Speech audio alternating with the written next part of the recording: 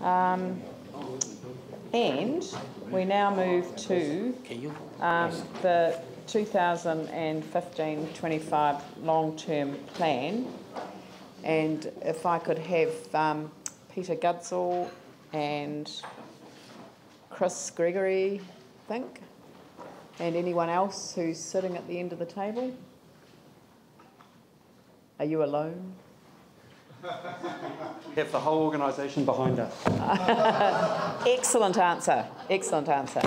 Okay, so what I'm going to do is just, by way of introduction, just go through the resolution that I'm proposing, seconded by Councillor Bark, and then I'm going to hand over to you, Peter. I think you're presenting the Audit and Risk Management Committee recommendations, is that right? I can do that, ma'am. Yes, and then you're going to talk on the financial strategy and supporting documents, and then Chris Gregory on the infrastructure strategy. I know that the Chief Executive wants to mention a particular issue on the draft activity management plan, and so in fact I might just get her to do that right at the outset, because we don't want to have debate on what might be a front page story on the paper this morning when it's not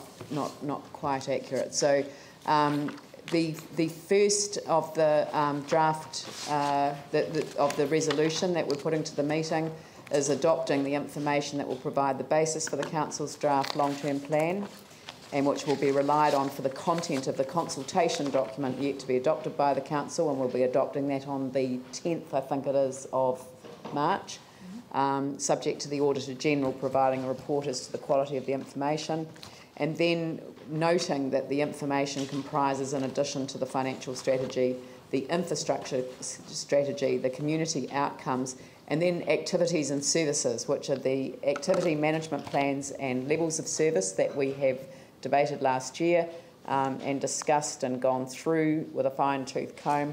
And I'm just going to hand over to Carleen on that basis. Thank you.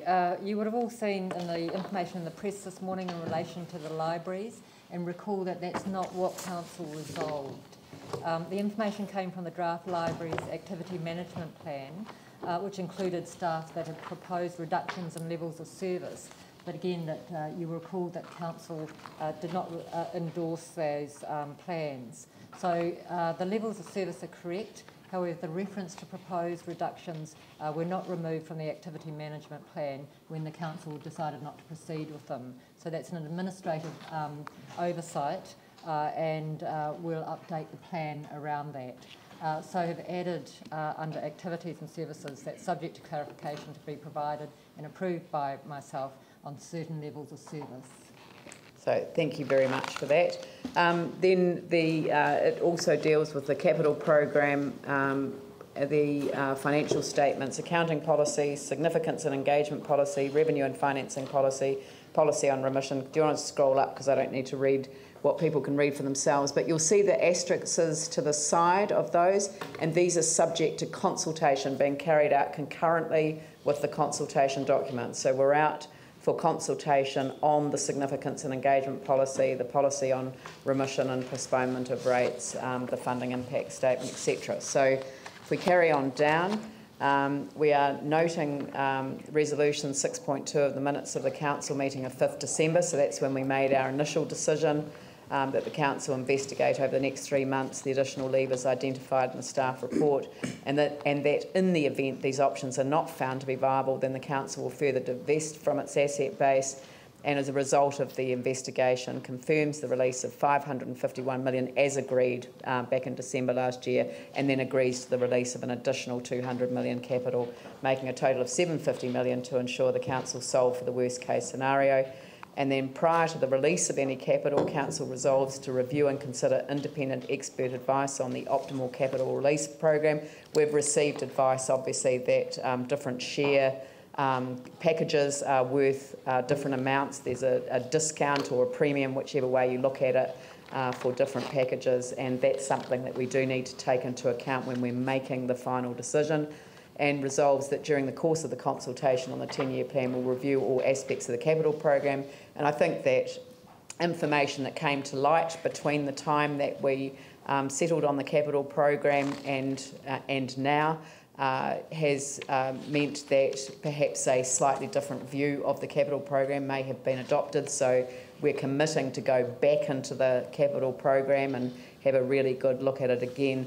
And we're also requesting the Chief Executive to report on something that I know that there's been a considerable frustration about, and that's the carry forwards. So that's putting things on budget for the capital program which aren't capable of being delivered, and our view is that budgeting really for what is deliverable should be our focus. And so we're asking the Chief Executive to report back on that, as well as further optimisation of operational expenditure prior to the conclusion of the consultation period. So by the time we get to the final decision, I'm hoping that we'll be in a position to know, to know that we've applied due rigour really to both the capital program and to the operational expenditure of the council. We're asking in this resolution not to accept the rates increases proposed in the plan in front of us, but to amend them to 8.75, 8.5, 8.5, and then 7.5 for the year that hasn't really focused on our agenda before, but that gives the smoothing and under the double digits, which is something we were keen to achieve as we go out for consultation, and then adopting the financial strategy. We're resolving around operating revenues and operating expenditures in terms of the prudence requirements, and authorising the Chief Financial Officer and the Chair of the Audit Risk Management Committee to make any amendments to the information for the purpose of ensuring it's in alignment with the Auditor General's report. And I know that you'll speak to that, Peter. I think that, just in terms of just the technicality of making those amendments without having to come back. And then we've also asked for a delay to the usual 3-yearly review of the Capital Endowment Fund and request staff to provide advice on winding up the fund and the implications of so doing. That's not going to cause any particular impact on this, but we do want to know what the position is and whether that would make some capital available to us. But seeking a report on that is the approach that we're going to adopt. So if I could hand over to you, Peter, to take us through the audit and risk management recommendation, and then also a discussion on the financial strategy and supporting documents. Thank you. Thank you, Madam Mayor. If we start with the Audit and Risk Management Committee, which met only a couple of days ago, they were looking at what recommendation they would place in front of Council today, having had the chance to review the financial strategy and underlying documents, and had a number of discussions over time. So the recommendation is on the board in front of you, and I'd also invite the Deputy Chair to add anything that he wants to as we go through as well. Sure. The committee has made the recommendation to Council that it note they have reviewed the long-term draft financial strategy and the supporting document, and they've had the opportunity to discuss the plan with management. The committee's applied its terms of reference to monitoring Council's compliance with laws. The committee also met with Audit New Zealand and received their update on the work to date, and would note that an audit opinion and letter of representation are not yet available. So that's something they would normally have, and they're recommending not at this point in time. They also received a verbal report from Simpson Grierson, and while we expected to receive that draft written report prior to the council meeting, that has not yet been received as of 11 o'clock when I walked in. But there was the verbal update at the meeting. Note that in the committee's opinion, the draft financial strategy and supporting information are supported by appropriate management sign-offs, so that the process has been rigorous, and further recommend to adopt the draft financial strategy and underlying information subject to the Auditor General's report and the written legal advice. The Council resolution the second to last recommendation from them was that the council resolution must be specific with respect to the required release of $750 million of capital from the CCTOs to support the financial strategy.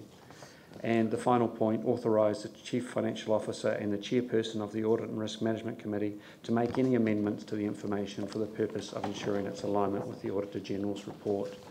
So, and that is probably a good point at which to expand on what that recommendation, which is echoed in the council recommendation, what that recommendation is intended to do is to allow myself and the chair of ARMC to make technical adjustments to the underlying information to make sure that it all lines up. And if there's a technical aspect that Audit New Zealand comes back on around an accounting policy, a treatment review, that we can throw that in without having to come back for further advice. So it's not around substantive changes, it's technical based on Auditor General advice. An aspect where this might work with what council is seeking is assuming the recommendation is different from the current staff recommendation, then those will have to flow through all the underlying documentations and come back up, and that would be allowing that to happen. Yeah. Ref, would you like to add something? Ref, in his role as the Deputy Chair of the Audit Committee. Yeah, I think the Audit and Risk Management Committee did a good job on this. They had to review a huge amount of documentation, especially for the independent members. I think probably, as far as council is concerned, the most important item here is number 7. The auditors have stressed this, that if we do not approve the release of $750 million of capital from our CCTOs, basically we cannot pass the financial strategy and we will be out of business. So I think councillors need to take that very carefully. Yeah. That's it. Yanni? I just want to be clear what we've just been told is that we'll be out of business if we don't sell off. No, sorry, excuse me, I'm not going to have a debate. What Councillor Manji said as the Deputy Chair is that auditors were clear that the council resolution must be specific with respect to the required release of $750 million. So you can't say up to $750 million. They were very crystal clear it had to be $750 million in order to get through this stage. Now, perhaps Councillor Manji used the phrase, or we're out of business, in a loose phrase. It certainly wasn't a technical term that was used by the Office of the Auditor General. If we don't pass a budget, then technically... I agree. We are required to pass a budget. But there's no point having... I don't want to have a discussion about this now. Because it's relevant to the issue that we're going to be talking about. No, we've received a report. All we're dealing with at the moment is the recommendation from the Audit and Risk Management Committee re the financial strategy. They are simply saying that the council resolution must be specific with respect to the required release of $750 million. This was in response to a question that was very carefully put to them, which is, can we use the phrase up to $750 million? And the very clear answer was no. We cannot say up to $750 million.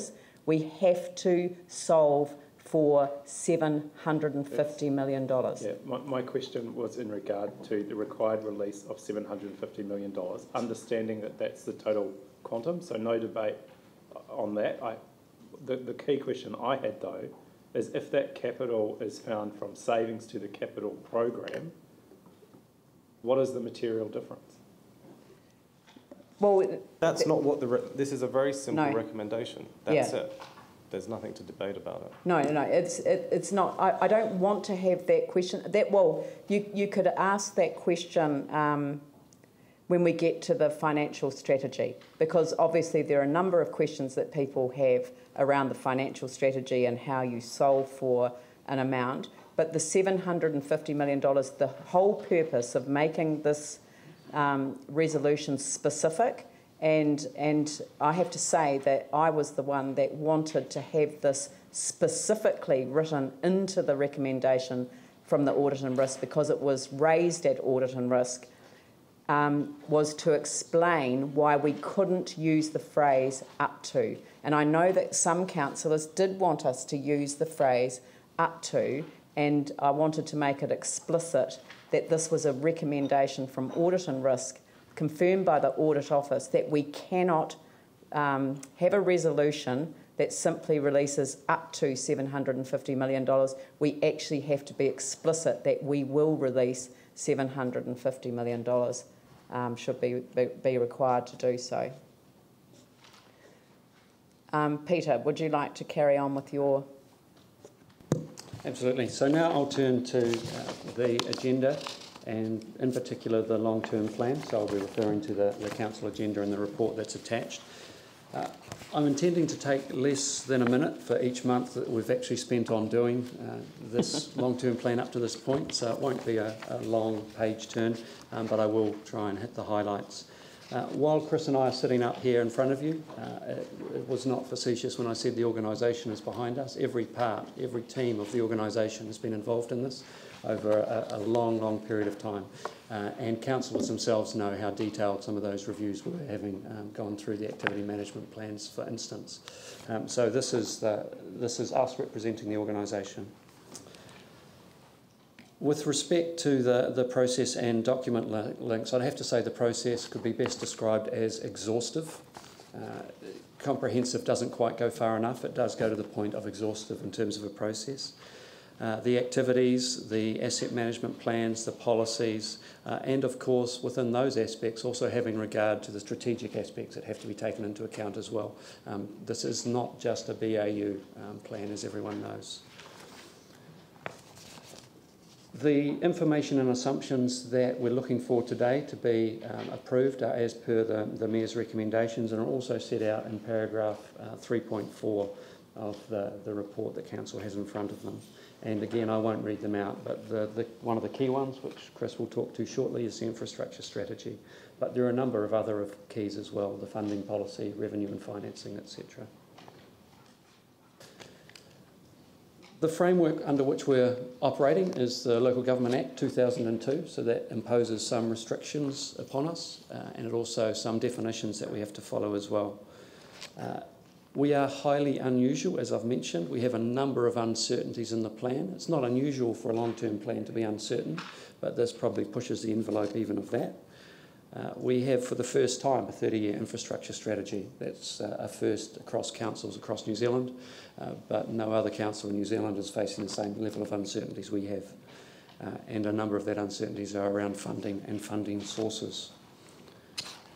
If I turn to the purpose of the financial strategy as the main document I'm discussing, it's to facilitate prudent financial management. It provides that guide against which the council can consider proposals for either funding or expenditure.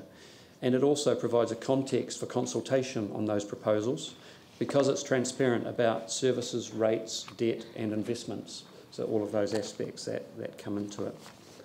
So the task today is to seek adoption of the financial strategy and underlying documents subject to the Office of the Auditor General so that they can be integrated into the consultation document, which can then be published, and that conversation can be held with the public. Overall, in my opinion, the financial strategy is prudent and of, in my opinion, a high quality as well. Okay, if we turn to the financial strategy and the overview, I'm taking it as read, so I don't need to page turn. But the overview itself, I think, captures the essence of what the financial strategy is doing. The challenge for the city is to face not just 2015 to 2025, but also beyond. It's funding the rebuild and restoration of the city. It's returning levels of service to at least pre-earthquake condition for roading, water, wastewater, land drainage, and community expectations. We also have to fund the replacement of underground pipes that were installed in the 50s and 60s. That's coming up within the 30 years. And that expenditure challenge is made even worse by uncertainties around quantum and timing of funding. In essence, when you boil it down, the financial strategy has 3 or 4 levers that you can pull, and it's the balance between those which determine what the financial strategy looks like.